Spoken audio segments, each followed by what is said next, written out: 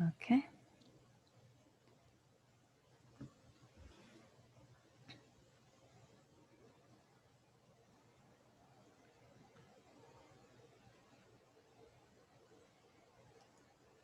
Takes a couple of minutes.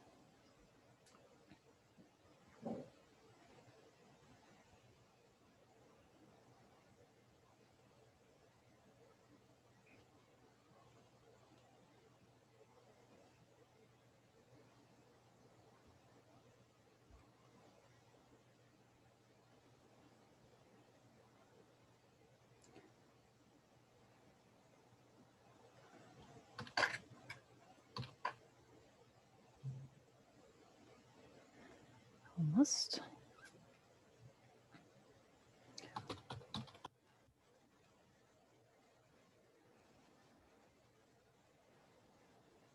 All right, everyone.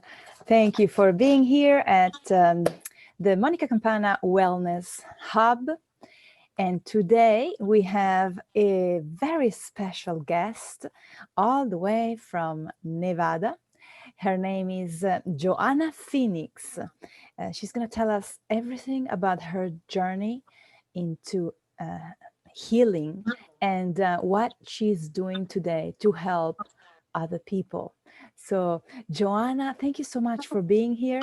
It's a wonderful honor to have you here. The floor is yours.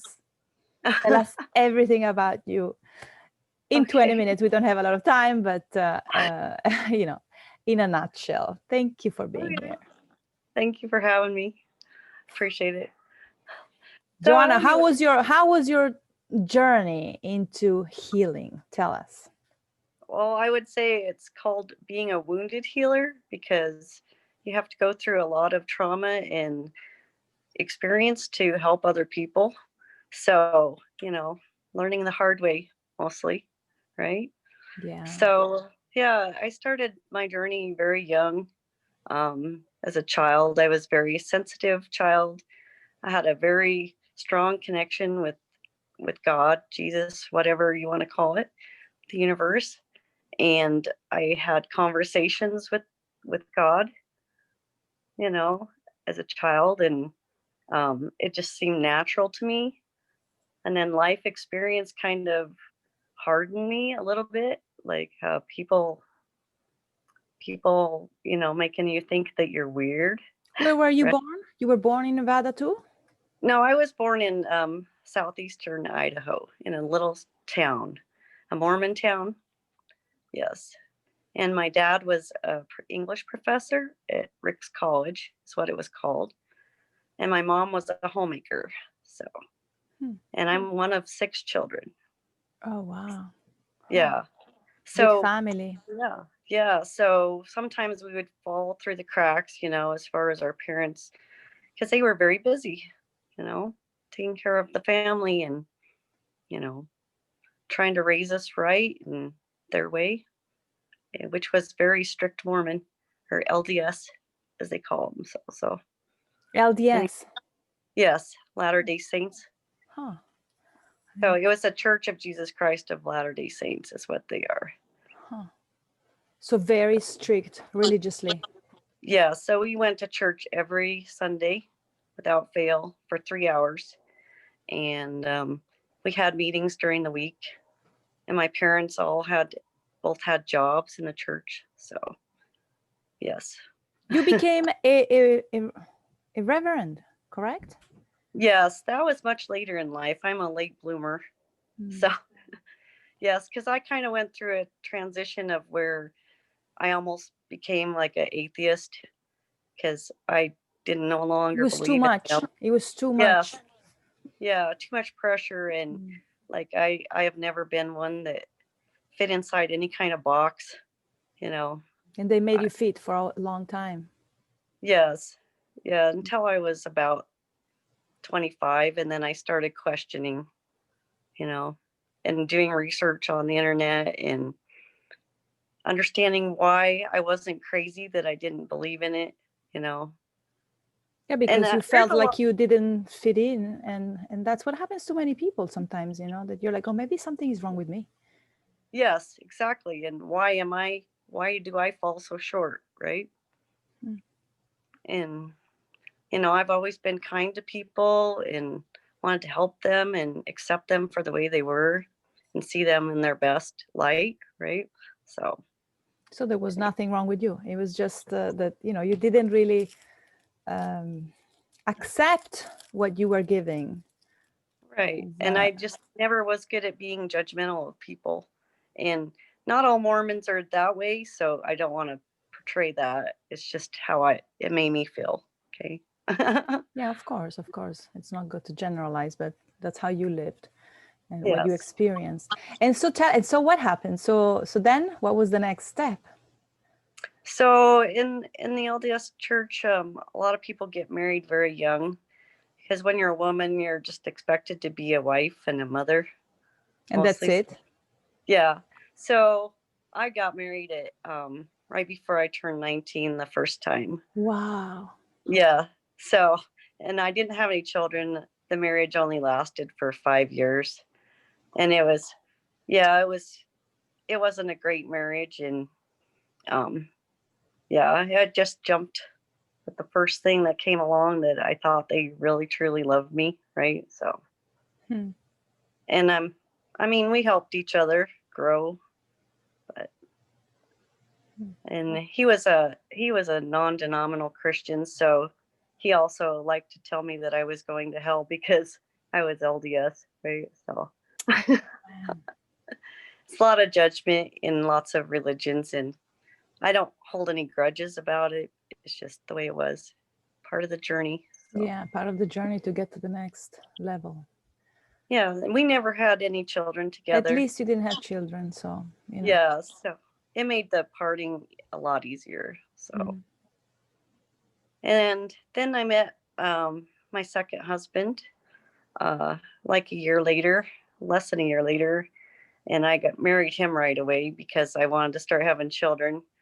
I was 25, and you know, my mom started saying, you know, you might not be able to have children if you wait too long. Yeah. And so we had 3 beautiful girls together. I lost you for a second. Yes. Yeah. And anyway. 3 children. You got 3 children? 3 girls. Oh, wow. Yes. Sorry, I have someone trying to call me and I put on my Oh, don't do worry. not disturb thing. Anyway. Don't worry. And then from there, what happened? So yeah. So we were living in Idaho Falls, Idaho, and I had my first daughter, and I was going to school at the same time. I was going to be an accountant, but I was very, you know, I'm a people person, so that wasn't a good fit for me, right? It didn't last very long. No. So as soon as we had my daughter, we decided to move to Colorado for him to do his doctorate program. What about his religion? How was his? He wasn't raised in any religion, so yeah, okay. His family was pretty easygoing with as far as religion, spiritual, but not like religious kind of thing. So much better. There wasn't a lot of pressure on me at that point because I was living pretty far away from my family and I had a little space to do my own thing. To breathe. Yes. So I started exploring more spirituality and, you know, working on my degree. So I started going to school there to finish it up and take care of my daughter at the same time. And I completed an associate degree, general studies.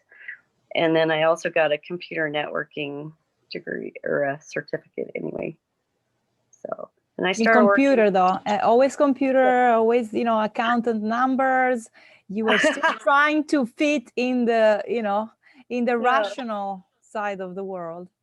Right, because it's like you have to make money with your degree, right? And it has to be right away. So I did get a job right away. As soon as I graduated, I worked for Arapahoe County in Colorado, and I was a help desk I worked on the help desk, which was a high burnout rate job, right? Yeah, because you get a lot of money and you have to work many hours and right. Yes. And it was kind of a toxic environment, like most government jobs are. You know, there was a lot of nice people there too. And so I just started getting brain fog and not feeling well. And I had to quit the job because I just couldn't deal with the environment and taking care of a child too. So you were very sensitive and you couldn't deal with that. Yeah. right. And you know, the building could have been, it was an older building. It could have been partly that too. So Yeah, what you were breathing. yes. So anyway, I quit the job and then 9/11 happened. That was pretty traumatic, right? Yeah. And I just started getting sicker and sicker until I couldn't function or take care of my young child anymore. Oh, wow. Just laying on the bed, wishing I would just die or figure out what's wrong with me, right? And so I started looking in the phone book for a doctor and praying about it and hoping that I would find an answer to my problem. And this was after you left this job? Yes, after I left the job. Yeah. Yes. My health wasn't improving very much. It was actually getting worse. So anyway, I found a osteopathic, naturopathic doctor in Colorado and started going to him, and he was very in tune with spirit, and he started teaching me how to heal myself using nutrition and alternative methods like acupuncture, you know, counseling and things like that. Now, until then, were you eating well? Were you eating healthy? Were you eating, or you just eating anything that, you know, you used to eat with your family? I pretty much ate whatever I wanted. Yeah. Yes, I was slightly overweight. I wasn't hugely overweight, you know, just average. But from that moment, you realized that nutrition too was important for your health. Yes. And what you put on your body too, all the creams and all the things, right? Yes. Yeah, I didn't even know about all the toxic stuff in skincare products at that time. And I hadn't really researched all the chemicals that are in food or any of that yet. But that was the beginning. Right. I always have to start somewhere. Exactly. So anyway, he was very pleased that I was interested in learning how to do it myself instead of just asking him to give me medications, right? So I did all my own research too and went on this detox diet, which was very strict. And my daughter would basically start at restaurants, she'd start questioning the waitresses about what's in this? Because she knew I couldn't eat hardly anything for a while. Wow. Right. And I quickly lost 30 pounds in like 2 months. Yeah. This was like 20 years ago, right? 20 years ago. Yeah. Yes. And I just kept doing research and started looking for products that were gluten-free because I was told that by my doctor that I had a gluten allergy. So it was not a good time to be gluten-free back then. Yeah, it's true. It didn't start, I mean, until not long ago. So you had celiac? You had celiac disease? I didn't have celiac. I was just extra sensitive to gluten. Yeah. So I had to eliminate all that and learn how to cook foods that tasted good. Because if you can't eat anything that tastes good, your body won't digest it very well. Yeah. There has to be that taste component to it as well, right? Of course. So, yeah. So it's amazing because a few people, they live their lives and then after like 30, 40, 50 years, they discover that they have some type of a gluten allergy, or they have a mild celiac, you know, disease predisposition, and they didn't know it, and doctors couldn't find it. Normal doctors. Yeah. Wow. A lot of them. So you changed, and you immediately felt the difference? No, it took quite a while to start feeling better. Yeah, I was having anxiety attacks and I couldn't even go out in public for a while without having a total panic attack, right? Wow. Yeah, because you were Yeah, changing abruptly. yes. Hmm. But I got through it, and I started looking at products because I was still feeling sick, and they put gluten, vitamin E and stuff in Almost skincare everything. products as well, right? So I started buying these expensive products that were gluten free. And then I started looking at the labels and seeing that I was paying for water, right? Mm. 90%, most products are 90% water. So I started doing research on making my own products, because it's too expensive to buy all that stuff, right? Exactly. Especially the good ones. Yeah. And so then the family ended up moving to Massachusetts, which was a very good experience because I'd never been on the East Coast ever before, and meeting new people and exploring more, it Opportunities. was, yeah, yeah, it was like moving to a foreign country for me. Yeah, And yeah, starting from zero again. I mean, starting from scratch. You have a new, new life kind of. yeah. In my 24 years of marriage, I lived in 5 different states. Wow. Yes. That's, Which was really fun because it was like traveling without, and you have a home base to go home to, right? that's nice. And how long Yeah. did you live in Massachusetts? It was like 2.5 years. Yeah. So I enjoyed that, but I was ready to come back to the West because I enjoy the West and the open spaces, less people, Guys. And so so you started looking, and you started your own company, right? Of making. Yes, in Sparks, yes. When I moved to Sparks, Nevada, I started making my own products. Sorry. I started making my own products and trying them on my family and on myself. And I made a lot of messes, That's wasted a lot of money, but I did a lot of research. And my favorite thing is creating the products, you know. So I have, oh, I make like 40 different products, which spread me a little thin. And I bought all sorts of stuff to make things with and spent like $10,000 of my own savings, doing that. And I was making way too many products for the people that were buying it. And so I ended up giving away a lot of stuff, you know. It wasn't like, and I'm not a very good business person. I don't like to sell to my friends very much, you know. I It's know. like then every time they see you, they're like, "Oh, she's gonna try to sell me something." I know. It's not. Some people don't have it, but fine. But you tried. You tried. That's already, an Yeah. accomplishment. So I was doing a lot of classes, and I was doing partnership and policy making at UNR there, which is advocacy program for people with developmental disabilities. Because I have a daughter that has cerebral palsy, Hmm. and so I wanted to be a good advocate for her. So that was very important. And then I met my ministerial coach there when I was working at a boutique selling my products. And so she invited me to join her ministerial program. So that's how I became a reverend.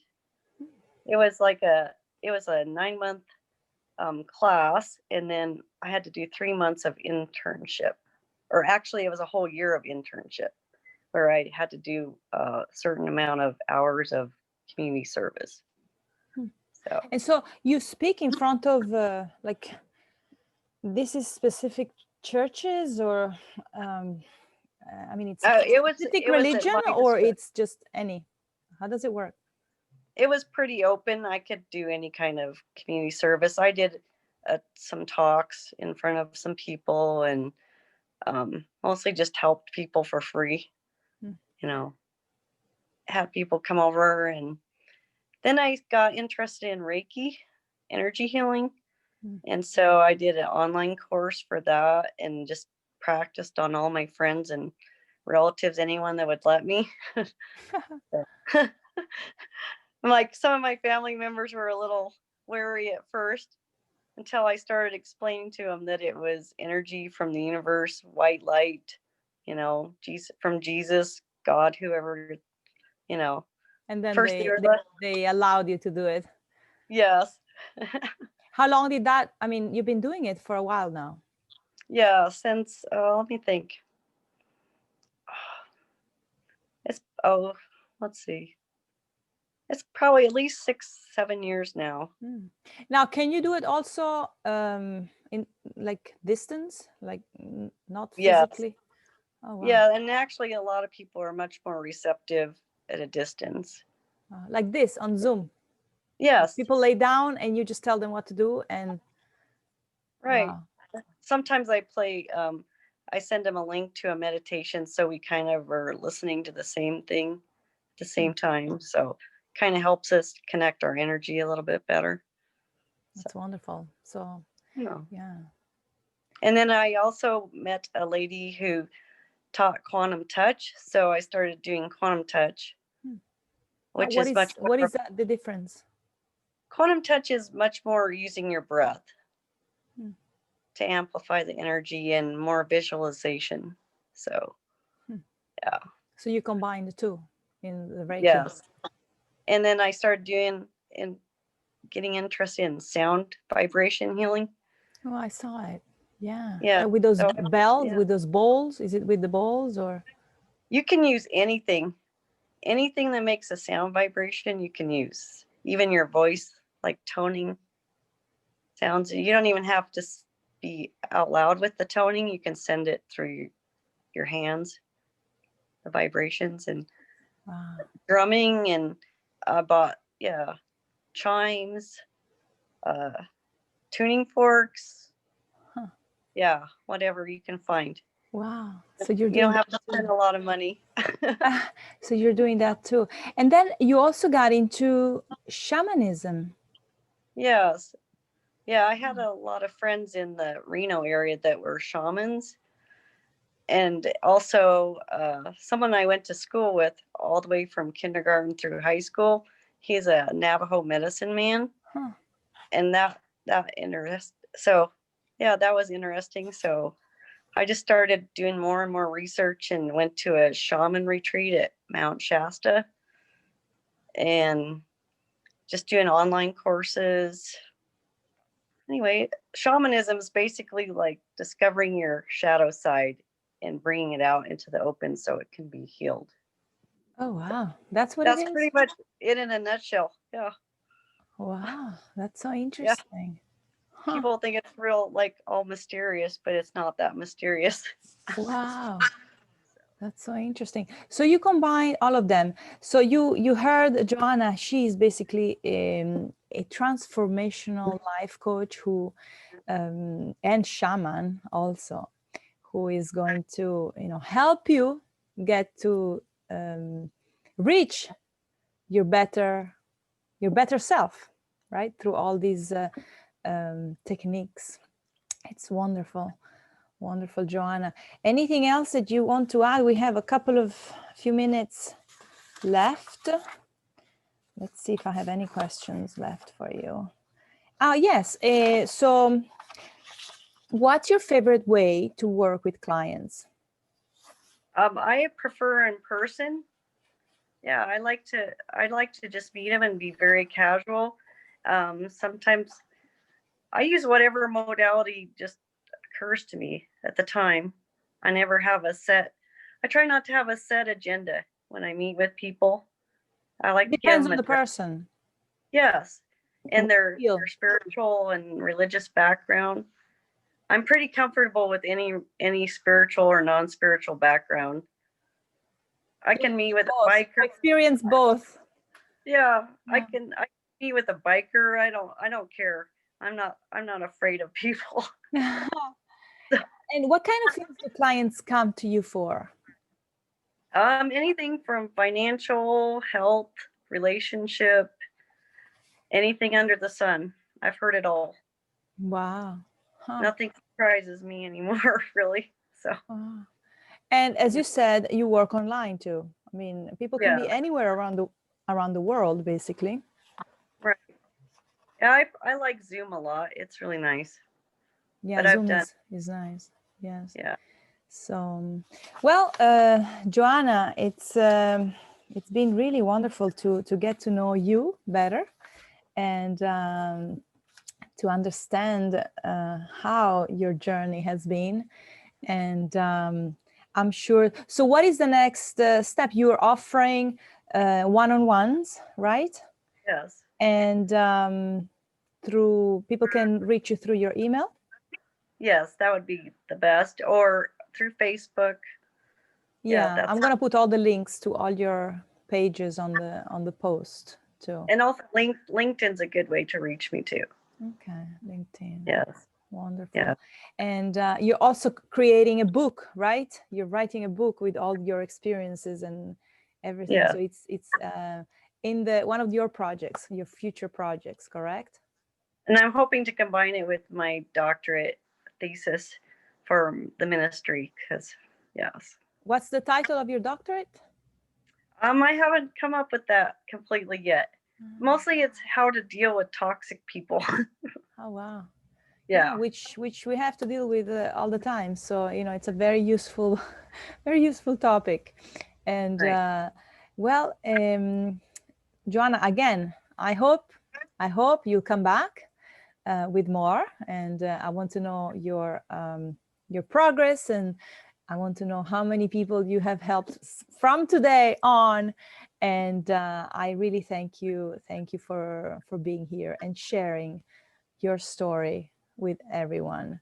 So everyone, you heard her. If you need any type of spiritual guidance, JoAnna can help you. And thank you for being here.